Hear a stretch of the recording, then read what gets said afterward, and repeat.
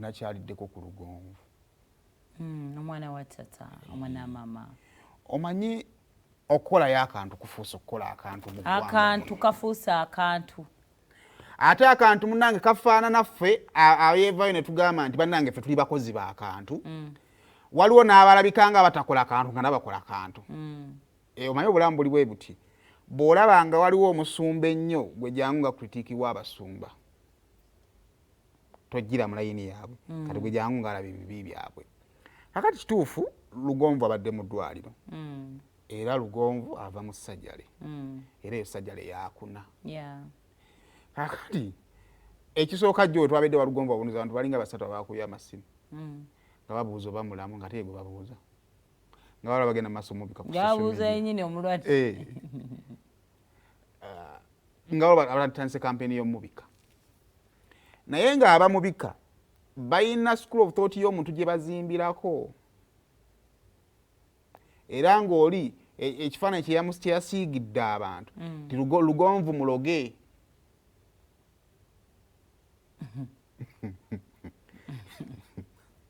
Era bambi buli mwana yenna Lugonvu yagambye nze gwolaba inbox yange ejjudde recommendation. Genda kewa pastor gundi. Genda kewa omusawo gundi. But Lugonvu ali bulungi. Ali bulungi. Abasawo bamulabiridde bulungi. Era luli ku Lwokubiri yagendayo mu ddwaliro for check up. Yes. Era anyumiza ddala bulungi nnyo. Obutunda bwe baatuwaddeko naye yabunyweddeko egiraasi ne tuvaawo ng'agimazeemu. Otegeera mulwadde azzaamu amaanyi naye nga abadde munafu. Kaakati kati bano abalowooza nti si ddogo bo mu abaatuuseewo. Kaakati ab'eddogo kati kyekisumbu nabo batuufu batya.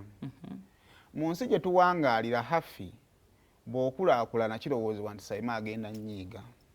Mu bulamu bwe tuwangaaliramu obwaffe obwa bulijjo.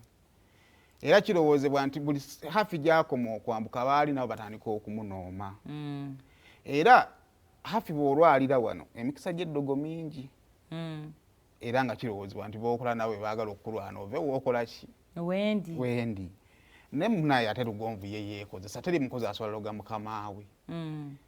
Ne bwe mba nandyagadde tasobola kuloga yinginiya kubanga ne bw'avaawo sinze nsobola okukola ki? Okuddawo. Kakati lwakuba nti oli yakwata ye n'azannyira ku bwongo bw'abantu ku bintu bya bulijjo tikitundika.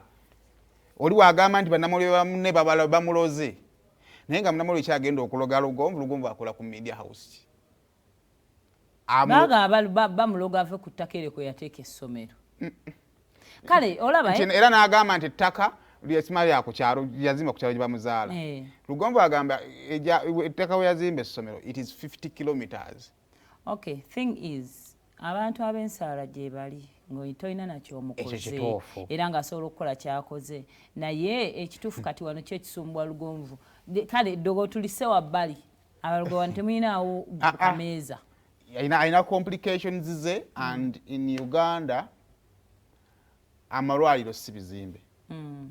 Kyova osanga omuntu n'ava mu ddwaliro mbadde mulowooza nti ddungi n'agenda mu ddwaliro naye nga kimututte mu ddwaliro eryo musawo.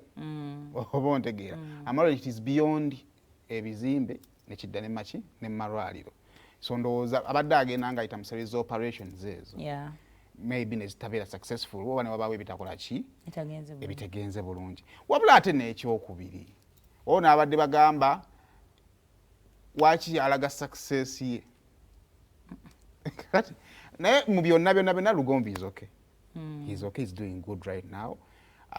Naye nze namugamba ekintu kimu tumanyi kubanga kati success ki Lugonvu gy'alaga olaba ate Lugonvu kuno kwaladde kubanga lyemumanyidde ate nno mukwano gwange okusooka olaba ku maka ge bw'ataalanga essomero amasomero bagalanga kuba Lugonvu ekintu kyokka kyalinga kyalanga ssomero kati watalirange lwakubanga namugamba ekintu kimu amawulire gano tulina Ipsos ey'okusasula n'ettaka lyalanga bintu bya ate era ebintu olina bya advertising ofune ba clients tulina Ipsos ey'okusasula yosaana okuinfluencinga n'egattamu nagenda oza Lugonvu wafunye omukisa walabye amaanyi go nga tolina nagwo osasudde oba ontegeera naye abaagaliza Lugonvu ebirungi tumusabire abeere bulungi oba kyonna ekimuluma oba ki abeere bulungi ali mu of course ava ku kiso naye is improving so kakati gwabadde akwatiddwako just mwongere essaala kale awo tuveewo olunaku olwejjo